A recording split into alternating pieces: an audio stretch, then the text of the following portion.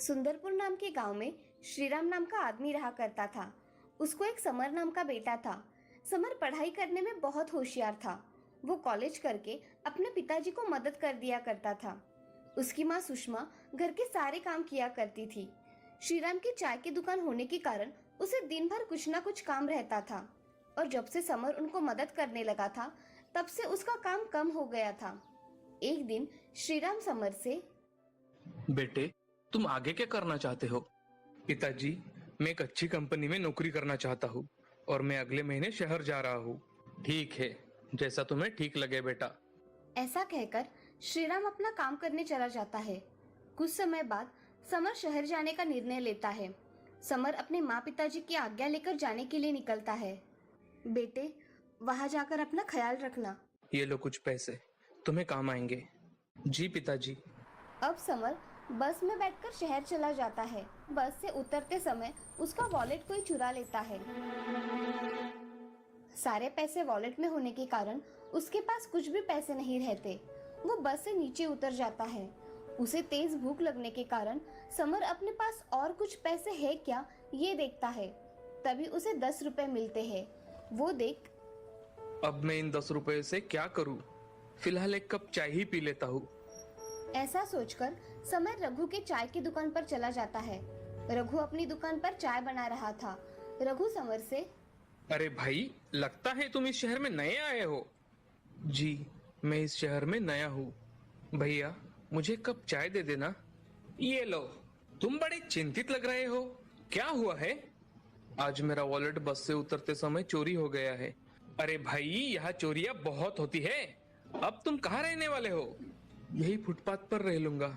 जब काम मिलेगा तब कुछ ना कुछ देख लूंगा। तुम चाहो तो मेरे दुकान पर सो सकते हो और कुछ दिनों तक मेरे यहाँ काम भी कर लेना। ये सुन समर की आंखों में आंसू आ जाते हैं। समर उसकी दुकान में रहकर काम करता है। समर सुबह उठकर दुकान की साफ सफाई करता है। रघु आने के बाद उसे सारा काम समझा देता है। थोड़े ही दिनों में समर उसका काम अच्छी तरह से करने लगता है। उसका काम देख रघु उस पर बहुत खुश था। अचानक से एक दिन रघु की तबीयत बहुत खराब हो जाती है। रघु 2 दिन तक दुकान में नहीं आता। तभी दुकान का सारा काम समर संभाल लेता है। समर के हाथ की चाय लोगों को बहुत पसंद आने लगी। 2 दिन तक लोगों को चाय का स्वाद अलग लगा, मगर लोगों को वो स्वाद पसंद आया। अगले दिन रघु दुकान पर वापस आ जाता है।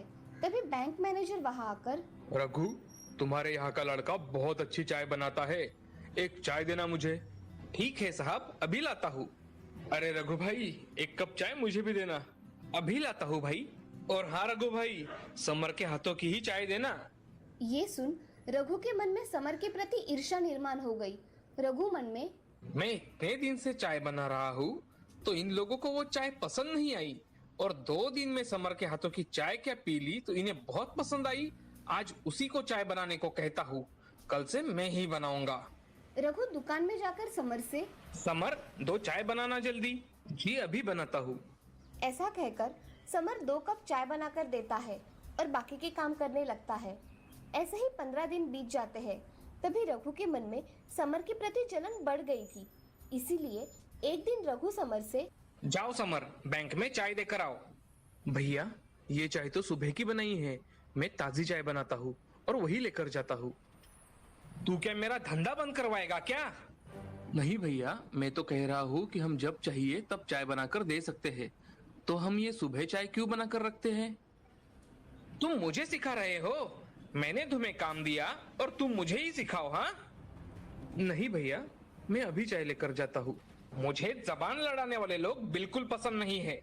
आज से तुम मेरे यहाँ काम करने मत आना। ये लो तुम्हारे महीने के पैसे। मगर भैया, मेरी बात तो सुनो।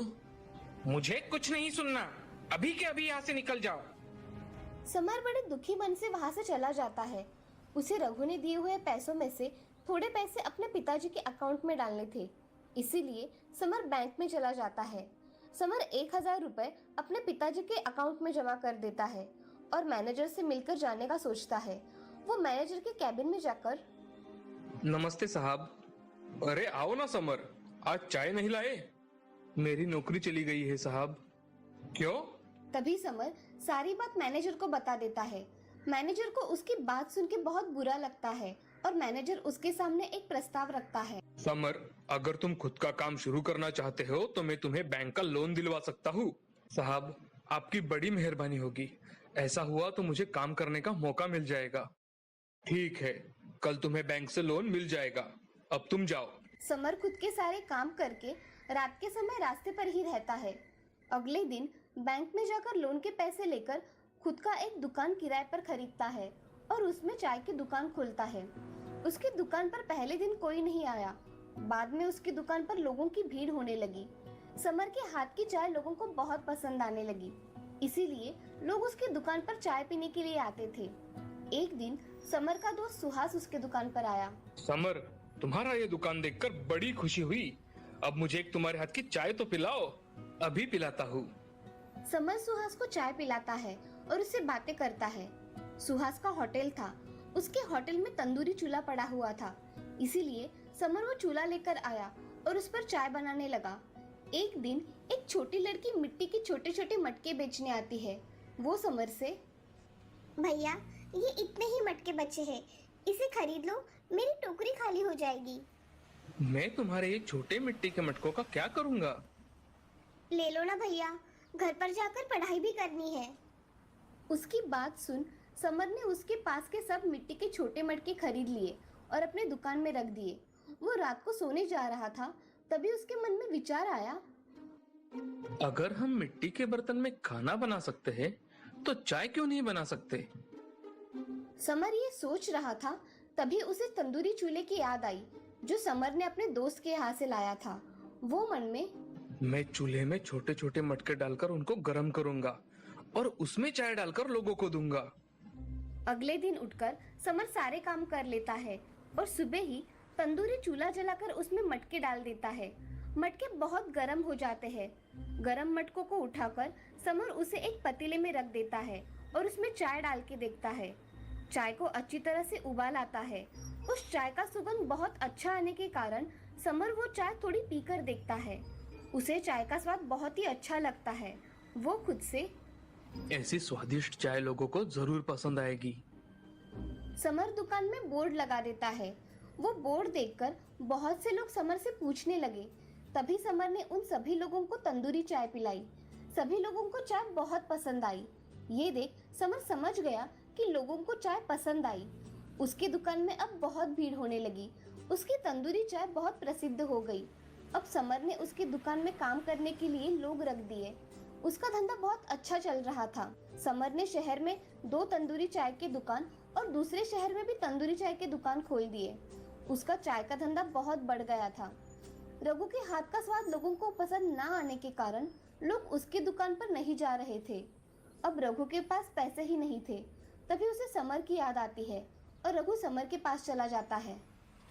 अरे रघु भैया, आप आइए ना, क्या काम था? मुझे थोड़े पैसे चाहिए थे। आपको कितने पैसे चाहिए? मुझे 10,000 रुपए चाहिए थे समर, उधारी चुकती करनी है। समय ना गवाकर समर अंदर से पैसे लेकर आता है और रघु के हाथों में रख देता है। समर रघु से, रघु भैया, मैं चाहता हूँ आप मेरी इस धंधे में मदद करो। आप चाहो तो मेरा एक दुकान संभाल सकते हो। ये सुन रघु की आंखों में पानी आ जाता है और रघु समर से, समर, मैं तुम्हारा दुकान संभालूंगा, मगर मैंने तुमसे इतना बुरा बर्ताव किया, फिर भी तुम मुझसे अच्छा बर्ताव कर रहे हो। रघु भैया, इस शहर में मुझे पहले सहारा देने वाले तुम ही थे, इसलिए मैं तुम्हें आजीवन नहीं भूल सकता। समर की बातें सुन रघु की आंखें भर आई और वो गले मिल गए। अब उनका तंदूरी चाय का धंधा बहुत अच्छी तरह से चल रहा था। उसके यहाँ लोगों की भीड़ हमेशा लगी रहती थी। समर अब बहुत अमीर आदमी बन गया था। ये सब तंदूरी चाय की वजह से हुआ था। इस कहानी से हमें ये सीख मिलती है कि जिंदगी में अच्छे विचार ही करने चाहिए।